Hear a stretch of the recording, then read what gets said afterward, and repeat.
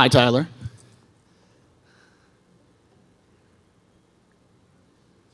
Hi. Hi. So what is your handle? Because I'm sure, I know a lot of people, when we said, oh, Tyler Witkin's coming, some other people said, who? And so we had to tell them about your handle. So who are you? Yes, I go by Zyloh online. Zyloh. Yeah. There we go. You've probably seen some. Now, before we get started, I will say I have known Zyloh for a very long time, since he was QA at CIG. And I will do anything for you, including give you the shirt off my back. So I'm just going to do this for you. This is a Bucky's Hawaiian shirt. So this, for you those who don't know, he is well known for not wearing shoes and wearing Hawaiian shirts. Thank you. Give that to him up here on stage, though. That's I loved Bucky's as well. Yeah? This is sweet. Yeah, I'm going to wear this. Thank you. I didn't bring you anything. That's okay. You brought yourself. That's your gift, all it needs. All right, so I've got a couple questions for you. Starting off with the first question, the basic one. What inspired you for a career in community management, and how did you land your role at CIG? Well, the truth is I actually never envisioned going into community. It wasn't one of my goals. It wasn't something I was pushing towards. I went to school for 3D art. When I joined CIG initially as a QA tester, it was a stepping stone where I wanted to move into development. I was exploring which discipline meant the most to me, whether it was going into 3D art or level design. However, when I was testing in QA, there was a point when the company was looking for a community manager. I still didn't apply for it. My manager recommended that I pursue it. I heard requests from Chris and from many other people that it made sense that maybe I took that role, largely because I got a little distracted when I was testing. Just a little? I was a little enamored with the community, and I spent a lot of time engaging with them, and so it just kind of made sense. Yeah. And for people who don't know your background, what were you doing before you were working at CIG?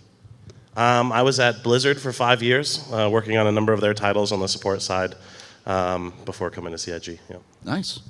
All right. The next question is, managing a passionate fan base like Star Citizen can be intense. What is the most rewarding part for you? I think the most rewarding part is just the impact that it makes. I mean, if you look at the room and look where we are right now, like I never would have expected when I joined the company it would have been like this. The Bar Citizen explosions, I mean, people have found lifelong best friends, significant others, having the opportunity to have been to Bar Citizens around the globe. It's it doesn't matter what the language is, it doesn't matter what the culture is. It's like the moment you walk in the doors of a Bar Citizen, you feel that unified energy that's just so familiar. And so I think the most rewarding part is, it's a cop-out, right? Because I oversee community, but it's literally your job. It is the community. It really is. All right. Third question. What does a typical day for you and for your team look like? Because I think most people here have encountered you through things like being trolled. Yeah, through posts or through other things things are going wrong. But what do you do on a day-to-day basis? Yeah, community management in general, it really is different every single day. You have to adapt to what the needs are. For CIG in particular, more so than anywhere else in our industry, community is everything, right? That's why we're here. Not just the funding, but the support, the feedback. And because of that, our community team is involved in pretty much everything that we do, whether it's giving early feedback, delivering feedback from the community, but also just anything. If marketing's putting together a plan on the event front, at the end of the day, because community is the foundation of everything we do, we are everywhere we need to be to ensure that things land right. And sometimes we get that right, sometimes we don't. Yeah. All right. We do have some time crunch because we do want to also make sure that we have people who can ask questions and such from the audience. So I'm going to do this rapid fire. The Star Citizen community is known for its dedication. How do you foster engagement and keep communication clear and productive? Well, there's a couple things in there. On the engagement front, we do quite a bit, especially when you look at the industry as a whole. Everything from ISC around the verse and the number of videos we've done, to the monthly report, the roadmap, our comm links. We've tried to equip the community with tools as well, whether that's the telemetry tool, the roadmap again, the community hub. We've tried to just facilitate as many channels as possible for people to be able to, find the answers they're looking for. Outside of that, setting expectations in general is an ongoing challenge because, people want different things and you can't please everybody, but, we definitely are always trying to explore new ways to do that. What was the first part that you said? The first question was, we as a community are known for our engagement. So how do you foster engagement and keep communication clear and productive? Oh, okay. Yeah. Okay. I think I said, yeah. Yeah. That's good. What has been one of the biggest challenges you faced in your role, and how do you overcome it? Definitely, it is open development. Because it's a double-edged sword. The positive side being that you get real-time feedback. You get to invite the community to be an extension of the team. You get to work with them at the early enough stages to where you can make changes. The other side of that is that game development is hard, and a lot of the things that go really well and that we celebrate, and also the setbacks and the challenges and the failures, that's normal at any company. It's just that normally those things are happening behind closed doors. Usually you don't hear about a game until it's about ready, and then at that weeks point, from a release in some cases. right, and yes, exactly. And then at that point, some of the feedback can be a lot more shallow because some of the bigger feedback points there just wouldn't be time to address. But that's a huge challenge, is because we are truly showing how the sausage is made. And I think it all comes down from Chris and Sandi, and they're passionate about just authenticity. They don't want to stage anything. They want to be true with everything we do. It's one of the reasons why I'm sure many of you have seen occasionally during CitizenCon we'll have a demo crash on stage. It is easy to avoid. We can pre-record that content. We can set goals that aren't as lofty, but that's just not who we are. I think we would rather the game crash on stage and ensure that we're pushing things farther than they've ever gone, and that's just how it goes. All right.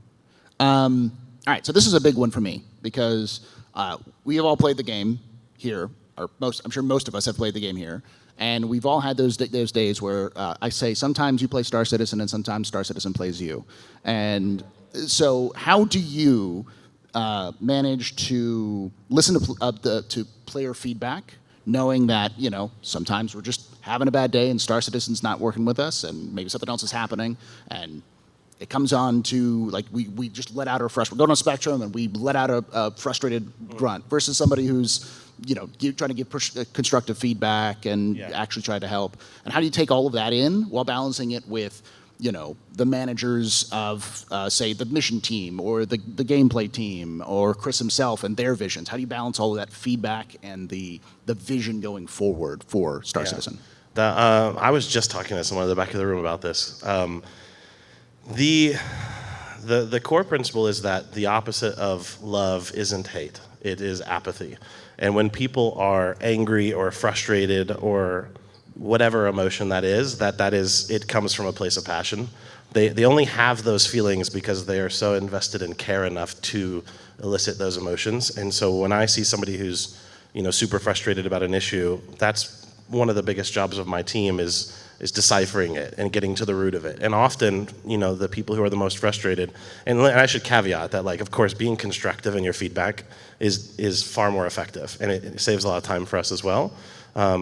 But I don't have any problem with the people who are extremely frustrated, because some of the feedback that beneath the surface of that is generally some of the most impactful. So, how do we differentiate? Well, publicly, we ask kindly for people to be as constructive as possible, but behind the scenes, it's when things are silent, when we don't have feedback, that's when we worry. We don't want apathy. And so whether you're super stoked or really angry, we just want to work with you to figure out what's beneath that. All right, I got two more questions because we got Sandi and Griff going to come All right. on. So the first one is, what advice would you give to someone working in community management for major gaming studios today, or people who want to? Who want to? Yes. Well, so if anyone has ever been to a panel at a various convention about how to break into game development, they always say, make games. And it seems like such a simple thing, but you don't actually know, how to do things until you've tried and succeeded and failed. Community management is very similar, where you just have to go out there and engage with the community. That could be moderating for a Twitch streamer, a Discord, but you just have to put yourself out there. You have to, be extroverted. But the second part of that is, I think you also have to reflect on, your personality traits, because, I don't want to say that it requires thick skin, but it requires patience and a lot of empathy, and you have to take the time to, like I said when we were talking about the negative feedback, it can be challenging for a lot of people, but you really have to dig deep sometimes to find the root of things. Yeah. Thank you. And the last question is, if you could go back in time and tell younger self, some piece of advice, what would it do? And would you do it differently? So my instinct says maybe get some more sleep and find a better work-life balance. But the reality is that I would never do that, and I love my job. I think it would be, and this is probably backwards, it really only applies to community management, which is don't always, because in life, right, you judge people by their actions, not their words. I think in community management, you can't judge people by their actions. You have to judge them by what the underlying intent is. And it goes back to what we were just talking about. So if somebody is raging and their caps lock key is broken, right, that's an action that I have to look past in order to figure out what the real problem is. So Thank you. So I'd like to welcome to the stage Mr. Griffin and Sandi Roberts. Come on to the stage.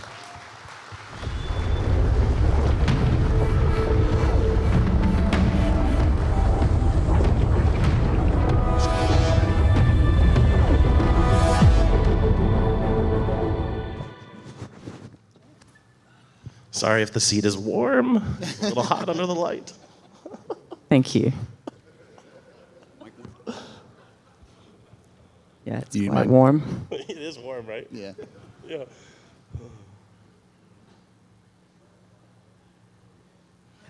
It's slimming, okay? Nobody knows I'm fat in this outfit. You want me to get started? All right, check. Hello, everybody. How are you? Great. We're going to be doing this as a much more casual conversation along with both Sandi and Tyler. And Paul's going to be here with me because I need the backup.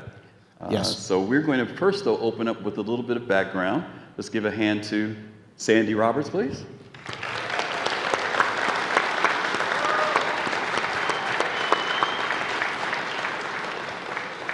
So we're going to get you guys a little bit, if those of you who may not know Sandi, give you a little bit of background on who she is. And then we're going to get into a little bit more conversation with her and Tyler. For those who don't know you, Sandi, can you tell the audience a little bit about Sandi Roberts? I can.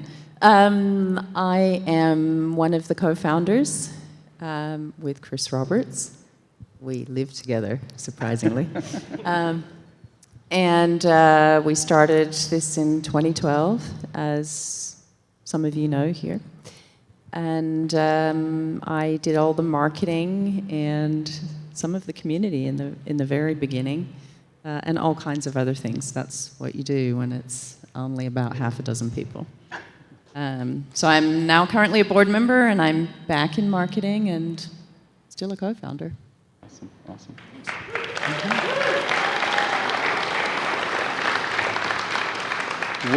What has been a highlight for you? You've been here since the beginning, but what's a highlight for you about Star Citizen after many years and watching the evolution and growth of Star Citizen itself? I mean, that's a very obvious one for me. That would be the community, hands down. Tyler and I work very closely together because of that. But yeah, that is the highlight. Y'all clap for yourselves. She said you all are the ones that are the You are the highlight. ones Come who do on, this. y'all clap for yourselves. All right. What has the journey been like for you and Chris with this project? I'm sure it started out one way in your minds, but you've watched it grow, change, morph. Is it what you expected? It's a lot more than what I expected, let's put it that way. When we first started this, we had two very small kids under the age of 2. And Chris was showing me the prototype and said, "Would you help me that was a lot more than I expected when when I said, yes, I will help you with this prototype. I believed in the project when I distinctly remember when he pitched it to me in Los Angeles, and we were having lunch, and he described that you could be sort of create your own destiny in the stars, in the universe, and do whatever profession you wanted to do. And I sort of got all these chills when he described this to me, and I thought, this could actually be really cool. And of course, we went around pitching it to people, and everybody said, "No, space games are dead. PC games are dead. This game's gonna suck." So, we went to marketing companies, and they just didn't quite get it. And so I said to Chris, "Okay, I'll do it. I'll give this a shot." Awesome. Well, given your various roles at CIG over the years, what's something that you could share with this group that that they may not know about working at Cloud Imperium? Something that you may not know about working at Cloud Imperium. I mean, it's a great place to work. We have a lot of fun, don't we, Tyler? Oh, yeah. I mean, we work like dogs, but we have a lot of fun. I would say it's the dedication and the passion, and they're all gamers at heart, especially my husband, Chris. It's like there's just games and games and games being played. Star Citizen, of course. But all other games in our house get played. So I think it's the dedication and the passion, and it's more than a job for people. Okay. And what part of Star Citizen's history happened because you were in the room? I think I'm going to steal that one, okay. Actually. I'm not answering for me, but I have to answer for you because I'm going to gas you up a little bit. Like, my role, my team, everything that we do doesn't really exist without, the vision. We talk a lot about Chris's vision, but Sandi's vision from the very beginning was recognizing the power of community and focusing on the community. And I think that in everything that we did, I have so many stories actually, just like the early days, thinking about the risks you took too, just because how often have you guys played another game where when you submitted a ticket to customer support and one of the co-founders of the company responded? I remember, early days when we were setting up social accounts and whatnot, Sandi was asking about, what do I do about all the conversations that I have going on active on my personal Facebook? I've been talking to the community. They've been kind of reaching out via CS through my personal Facebook. And it's like, I was just like, well, hang on. Like, the PR side of me was just like, hang on, what are you doing? But I mean, seriously, from day one, and then, from day one, Sandi recognized that. And now it's trendy, right? You guys hear it all the time. We're a game made by gamers for the gamers, and you're seeing early access type of things pop up more and more, regardless of what the intentions are. Sandi recognized early on that the community had to be just core to our DNA and the foundation of everything that we do, and I think it's just defined the last decade, really.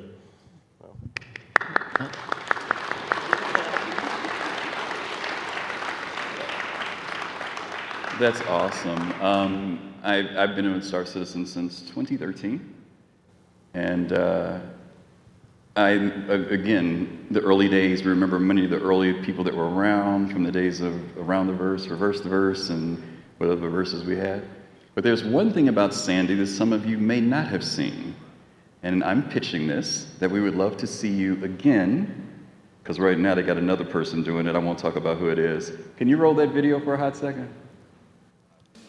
Yes. Coming up on the Empire Report, peace talks on Channel 3 collapsed last week, sparking heavy fighting in both states. Delaware Governor Tarquin Clast cites the attack as proof of Archeron's desire to continue fighting. Ship insurance scams reach an all-time high. With millions of credits on the line, will the UEA intervene? If so, what could their involvement mean for you? Controversy in the fashion world. Hawksworth's spring collection turned more than heads today. Lido Gary is live in London with all the details. All that and more on the next Empire Report at 2200 SET. Woo!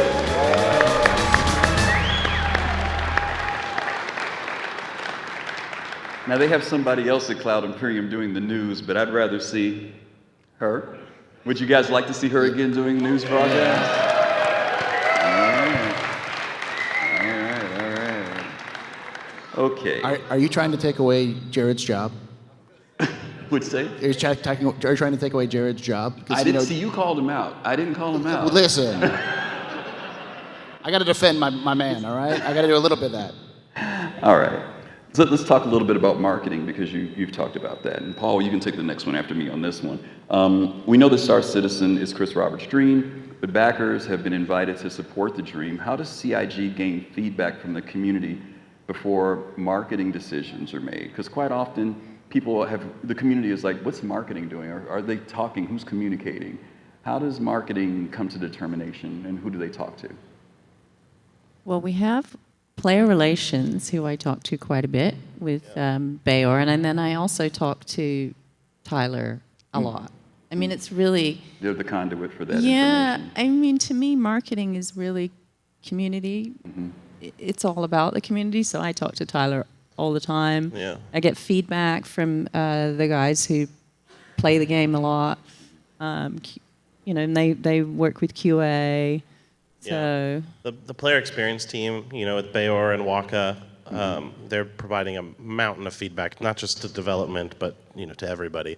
And their feedback, you've seen surveys and things. A lot of it's data driven. The community team, we're looking outside of the game, whether it's Spectrum Spectrum, Reddit, Twitch, social media, Twitter, Facebook, Instagram, TikTok, all of those things. And it's really a cool dynamic we have set up with player relations, the player experience team, and then the community team kind of attacking feedback from two different angles. And we all work so closely together to work so closely with development, to work so closely with marketing. And it's just it's kind of a huge collaborative web. So we have a lot of meetings where all of the above departments I just mentioned kind of come together and talk through things. And I think it would be shocking to the public if you knew how many of the trending Reddit thread discussions you've seen that Chris has posted on our chat. Yeah, have you read this? Yeah. Oh, yeah. Absolutely. I mean, just like the debates and the discussions, and and sometimes they get heated internally, and we talk through things, and it's just very collaborative. We all come together, and then once a decision is made, it's kind of fun because we all get to be like, "Told you so," or "We were right," and it's but yeah. I'll take the next question. I've been a backer since 2014, and as you've been around since it was 5 people in a rented office in a basement in Austin, and all the way to today, how has marketing changed from 2012 all the way up to now in 2025? What are the differences between when you started versus where we are now? I think the biggest difference is the stakes are a lot higher. So in 2012, we just had 5 people to look after, and is this going to be a thing or is it not going to be a thing? But 2025 now, fast forward, we have 1,000 people, and so it's a big responsibility, and so everything feels more than it did. Yeah. Well, it's been said that the marketing department, it's been said that the marketing department determines what and when certain decisions are made at CIG. Can you share if or when this might be true or what their real role is? I mean, I live with Chris, so everything comes from him. It's a very interesting dinner conversation that we have.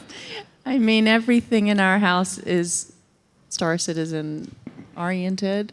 Whether we have to be careful when we're out places, because it's anybody from the TSA guy to somebody when you're lining up to get an ice cream. There's a Star Citizen fan, so we have to be careful what we talk about. But really, it's the same as it has been from the very beginning. Other than the stakes are a lot higher.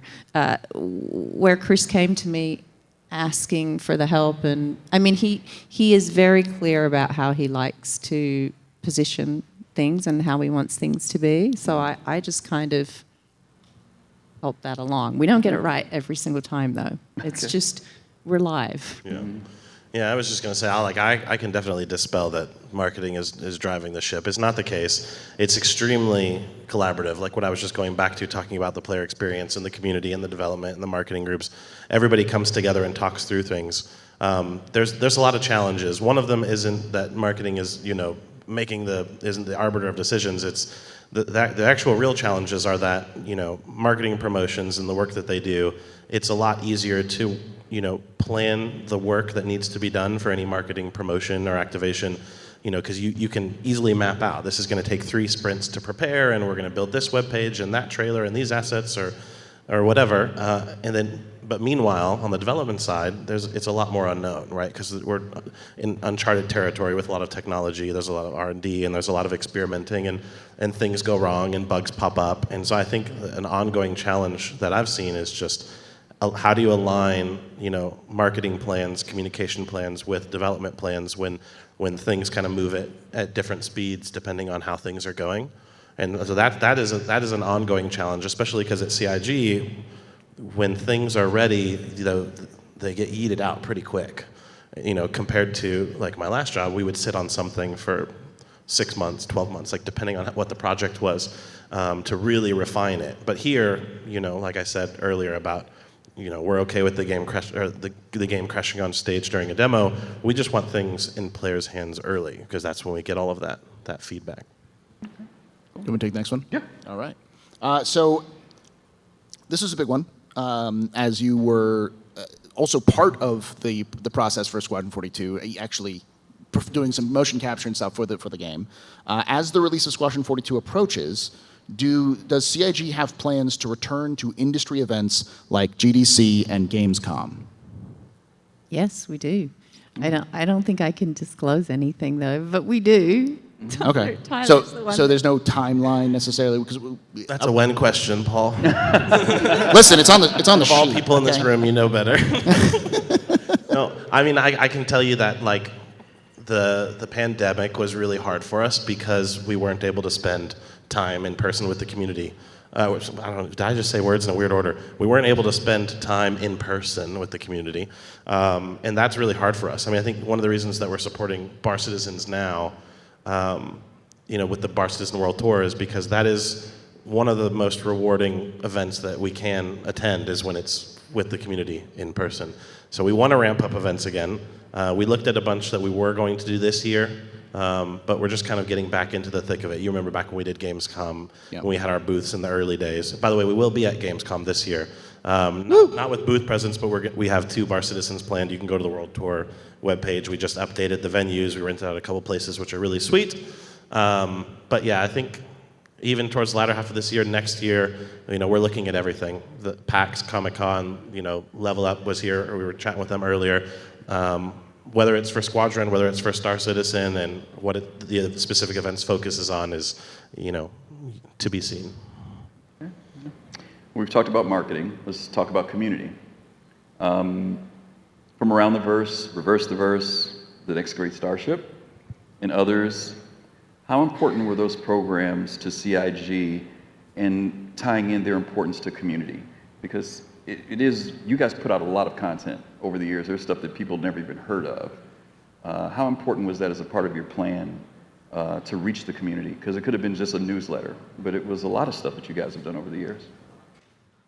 Yeah, when I pitched how I was going to do this crowdfund to Chris, and Chris had ideas of what he wanted it to be. I said I wanted to do a bunch of shows to show the community and have it quite interactive of how a video game is made, because I just found it so difficult, the barrier to entry. Maybe it was just me, but I found it fascinating how Chris would make the game and explain it to me, and I thought, oh, this would be great if we could share this.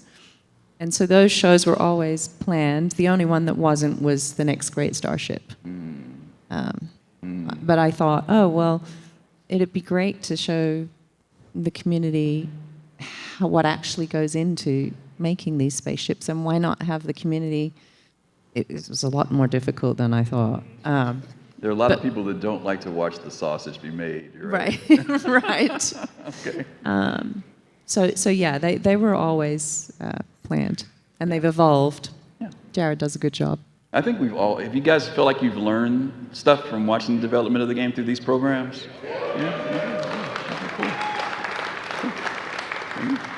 All right. So this is a big one. How do you think the CIG and the community will look back on this journey once we've reached 1.0, retrospectively? I would like a big hug and a high five, probably. Sleep. Yeah, and Beer. some sleep. And I'm not really a hugger, so I mean, it's not the end of the journey, right? When we get there.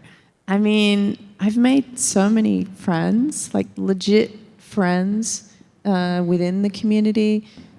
Cities that I've been to, like I was in Atlanta for 4 years because, well, not whole 4 years, but my daughter was on a show, and we were welcomed into Star Citizen fans' homes and things like that. So I feel like it's like we all got married or something. Does that sound weird? No, I get it. I mean, it is true that like we have everyone in this community and everybody who like watches this recording later, like we've been through like really high highs together.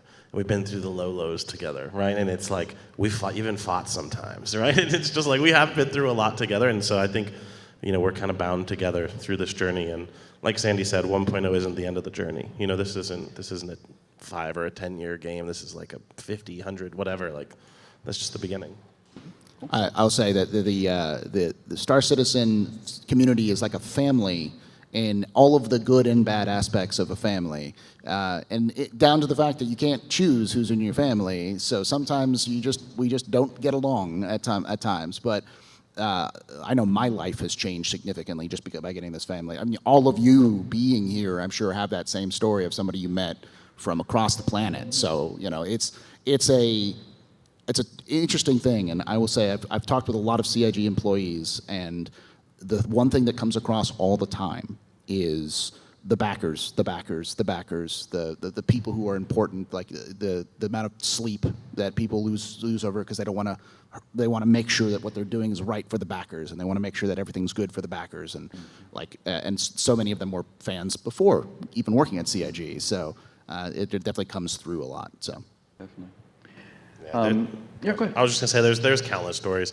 Like I don't want to name people, but even just recently we were doing a studio tour, and there was a couple of guys, and it was like super touching hearing their story, how they served together and they hadn't spoken like 20 years, and then they kind of rekindled things through Star Citizen, and now they walked into the office wearing matching bomber jackets with all the Star Citizen patches, and you guys probably know who I'm talking about if you're really plugged in, but and it's just like things like that, people making seriously meaningful connections, whether it's a significant other, a best friend, or just a big org crew. It's really special. Yeah.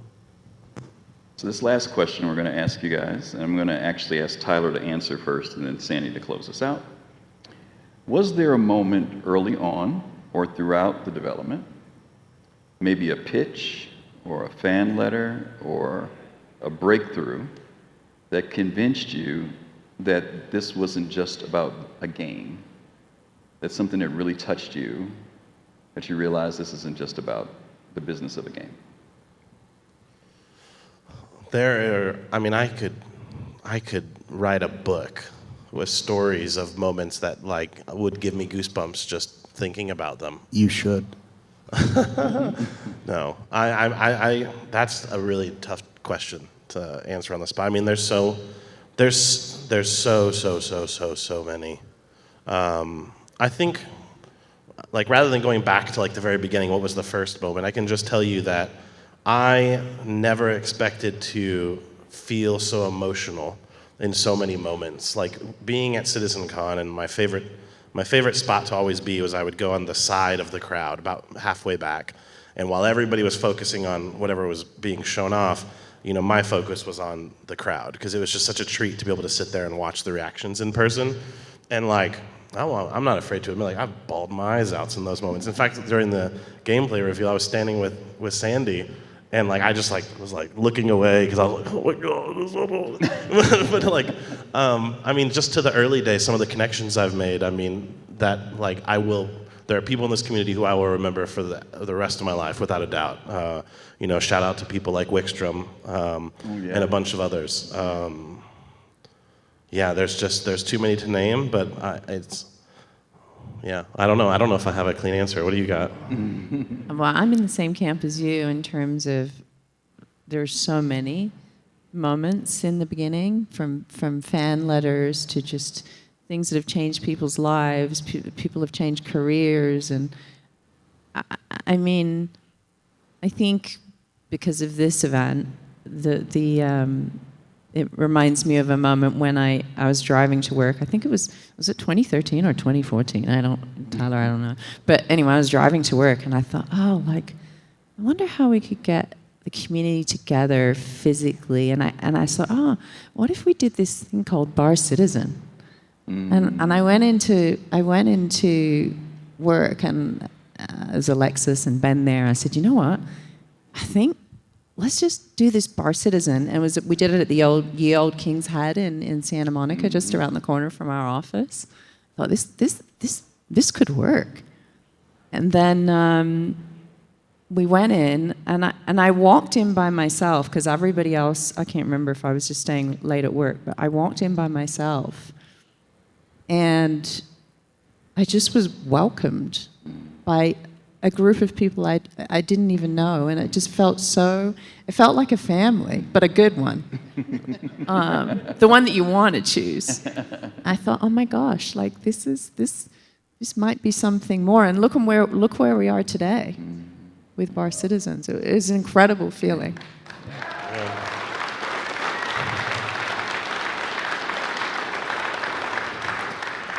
By the way, Bar Citizens are like actually mind-blowing. If you guys have ever really stopped to think about, there's several people here who have come up to me during this weekend and said, hey, we just really want to thank you for putting on this event. And I've had to educate them that actually, no, we're just guests here. This isn't our event. We didn't organize this.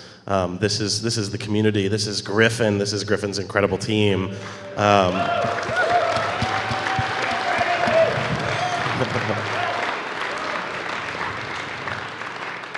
But I mean, if you just look at how incredible this event has been today, and then you look at barcitizen.sc and you look at the number of events that are happening around the globe every single year, and that it's like this community-driven thing that's taken on a life of its own.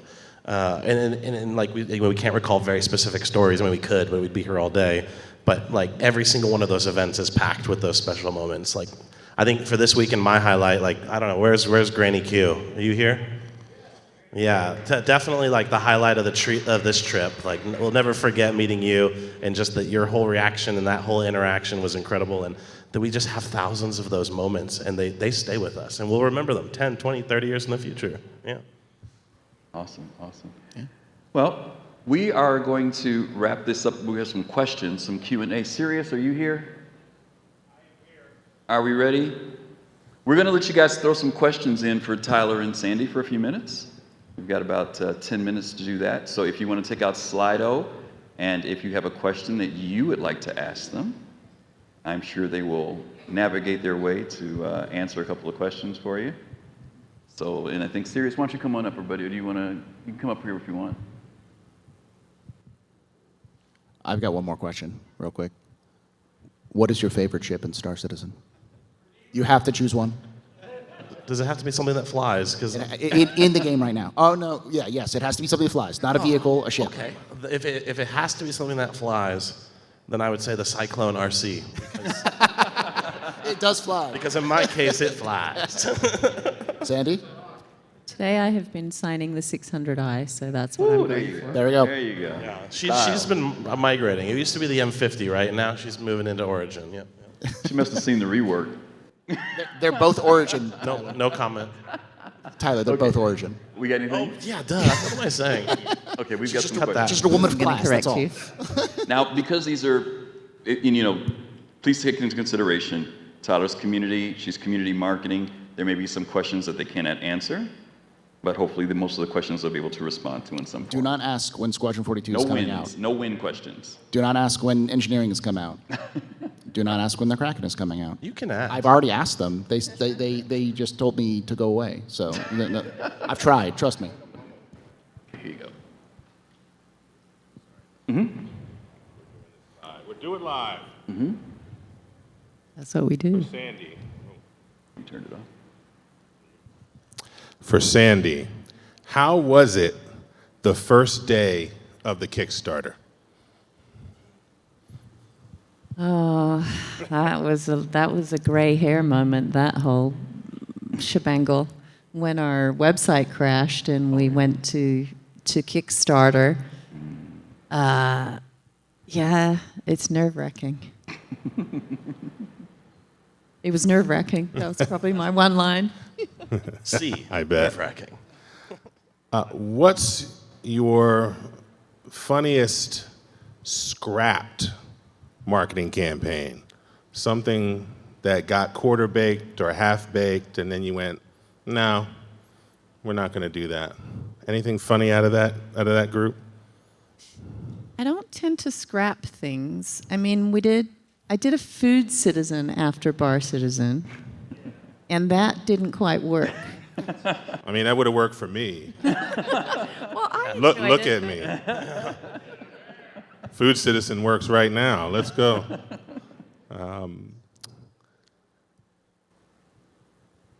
Do you have a story of when I mean, you guys, I'm sure you noodle a lot of things, right? And then you end up in a place, right? And then even out of that place, it gets distilled further for actual production, right, and marketing. But do you have a story of when a decision you thought about would have been beneficial for marketing purposes, like it would have worked marketing-wise, but you thought, this isn't for the community's benefit, we're not really going to do that? Anything like that? I mean, there's a lot of noodling that happens. I don't know, Tyler, do you? I mean, I'll just say that, like, everyone in marketing community, like, we've had those sessions where we've talked through different ideas, and we look at every, like, kind of, I guess, medium to ensure that the lights can stay on, and yeah, we shoot down most of the ones that I think you don't like. We definitely have I have a culture of being able to throw everything at the wall and then we talk it out. And sometimes I don't mind the guys throwing out silly ideas because we find a good one in there. But you have to look at it from all angles. So really, you kind of throw out 99 ideas, and then that's not good because of this, and that's not good because of this, and then we get that one good one, and then we all agree on it. This is for Sandi. How have you balanced? Where'd it go? Oh, it's moving up. It's being upvoted. How have you balanced your commitment to the development cycle, and your family? Well, again, I live with Chris, right? So, I mean, the nice thing about having your own business is that the kids are with you. So if we travel, the kids can travel with us, and they homeschooled for a bit. So that's good. But I mean, I don't know. I think it's the same thing as what Tyler said. I wouldn't say that I'm that balanced in terms of work. I work all the time. But I love what I do, so then it doesn't really feel like work. I mean, the kids see that Chris and I work a lot, but they're with us, so I don't know how to describe that. You know, some people, they go to work and they're not with their kids, so, you know. It's already better than that, right? Yeah. Yeah, I was going to say, one of the best videos I think I enjoyed that you guys did was just a year ago, where you and Chris came on, and you're just the two of you. And you kind of talked about both the game and Chris's work with coding, and then you talked about the kids playing and how they beat Chris or whatever. But it was insightful, but it was also informative because we hadn't seen, I mean, at least I was nostalgic about it because back in the day, you and Chris quite often would come on to Around the Verse and things like that, and we hadn't seen that in a while. So please do it again. It was nice. It was nice. The last one we have, and thank you all, y'all have sent in a lot of questions, but the top voted one we have for both of you is, I think it is. It really is. Ooh, can't wait. Pineapple on pizza. Yes or yes or no? If you can't tell from my figure, I don't discriminate what's on food. Thank you very much. Yes. While you're at it, add some bacon and ranch too. Food citizen. Correct. Oh my God. Sandi? Hot pineapple, though. You can pick it off and put it on my pizza. It's fine. There's some segment of the community out there that is feeling you right now. They're going, yeah, I agree. Like, absolutely not. So don't be afraid of that answer if that's the They answer. would be wrong. No. I mean, listen, if I'm hungry and it's good, I'll eat anything that's good. So, I'll try it. Yeah. But technically, You wouldn't start with that. no, I wouldn't start with that. If there were options. I no. know, yeah. It's blasphemy being from Chicago. A piece, I know. Well, listen, let's give both Tyler and Sandi a round of applause. Thank you both for coming on.